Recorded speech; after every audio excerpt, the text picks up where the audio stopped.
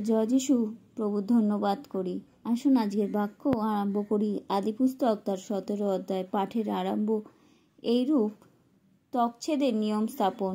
অব্রাহামের 99 বৎসর বয়সে সদাপ্রভু তাহাকে দর্শন দিলেন ও কহিলেন, আমি সর্বশক্তিমান ঈশ্বর, তুমি আমার সাক্ষাতে গমনাগমন করিয়া সিদ্ধ হও, আর আমি তোমার সহিত আপন নিয়ম স্থির করিব ও তোমার অতিশয় বংশবৃদ্ধি করিব।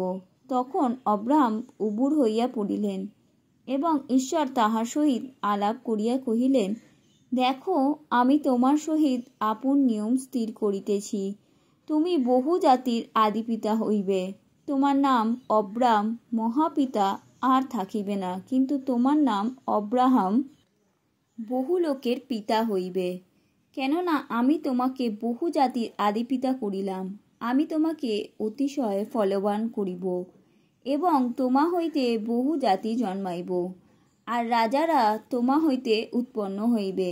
আমি তোমার সহিত ও পুরুষাক্রমে তোমার ভাবী বংশের সহিত যে নিয়ম স্থাপন করিব, তাহা চিরকালের নিয়ম হইবে।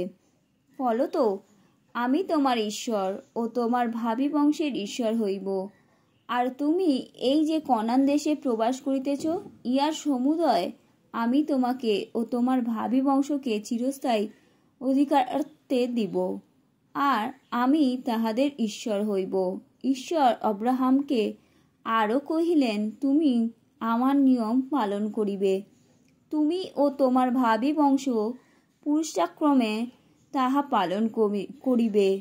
তোমাদের সহিত ও তোমার ভাবী বংশের সহিত কৃত আমার যে নিয়ম তোমরা পালন করিবে, তাহা এই, তোমাদের প্রত্যেক পুরুষের ত্বকচ্ছেদ হইবে। তোমরা আপন আপন লিঙ্গাগ্র চর্মছেদন করিবে, তাহাই তোমাদের সহিত আমার নিয়মের চিহ্ন হইবে। পুরুষাক্রমে তোমাদের প্রত্যেক পুত্র সন্তানের 8 দিন বয়সে ত্বকচ্ছেদ হইবে, এবং যাহারা তোমার বংশ নয় এমন পরজাতীয়দের মধ্যে তোমাদের গৃহজাত কিংবা মূল্য দ্বারা কৃত লোকেরও ত্বকচ্ছেদ হইবে। তোমার গৃহজাত কিংবা মূল্য দ্বারা কৃত লোকের ত্বকচ্ছেদ অবশ্যই কর্তব্য।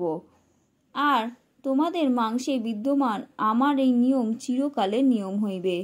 কিন্তু যাহারা লিঙ্গ গড়চর্ম ছেদন না হইবে এমন অছিন্নত্বক পুরুষ আপন লোকেদের মধ্য হইতে উচ্ছিন্ন হইবে, সে আমার নিয়ম ভঙ্গ করিয়াছে। আর ঈশ্বর অব্রাহামকে কহিলেন, তুমি তোমার স্ত্রী সারিকে আর সারি বলিয়া ডাকিও না, তাহার নাম সারা রানী হইল। আর আমি তাহাকে আশীর্বাদ করিব এবং তাহা হইতে এক পুত্র তোমাকে দিব। আমি তাহাকে আশীর্বাদ করিব, তাহাতে সে জাতিগণের আদি মাতা হইবে, তাহা হইতে লোকবৃন্দের রাজগণ উৎপন্ন হইবে। তখন অব্রাহাম উবুর হইয়া পড়িয়া হাসিলেন, মনে মনে কহিলেন, 100 বর্ষ বয়স্ক পুরুষের কি সন্তান হইবে? আর 90 বৎসর বয়স্কা সারা কি প্রসব করিবে? পরে অব্রাহাম ঈশ্বরকে কহিলেন, ইসমায়েলই তোমার গোচরে বাঁচিয়া থাকুক। তখন ঈশ্বর কহিলেন, তোমার স্ত্রী সারা অবশ্য তোমার নিমিত্তে পুত্র প্রসব করিবে এবং তুমি তাহার নাম ইসাহাক হাস্য রাখিবে, আর আমি তাহার সহিত আমার নিয়ম স্থাপন করিব।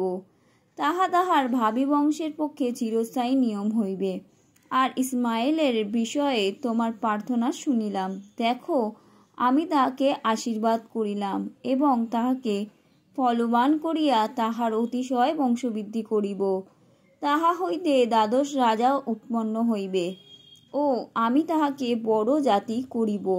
কিন্তু আগামী বৎসরের এই ঋতুতে সারা তোমার নিমিত্তে যাহাকে প্রসব করিবে, সেই ইসাকের সহিত আমি আপন নিয়ম স্থাপন করিব। পরে কথোপকথন সাঙ্গ করিয়া ঈশ্বর অব্রাহামের নিকট হইতে ঊর্ধ্বগমন করিলেন।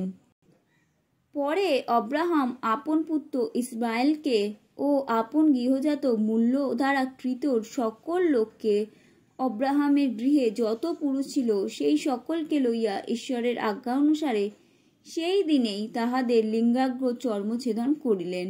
অব্রাহামের লিঙ্গাগ্রের ত্বকচ্ছেদনকালে তাহার বয়স 99 বৎসর। আর তাহার পুত্র ইসমাইলের লিঙ্গছেদের তকছেদনকালে তাহার বয়স 13 বৎসর। সেই দিনেই আব্রাহাম ও তাহার পুত্র ইসমাইল উভয়েরই তকছেদ হইল।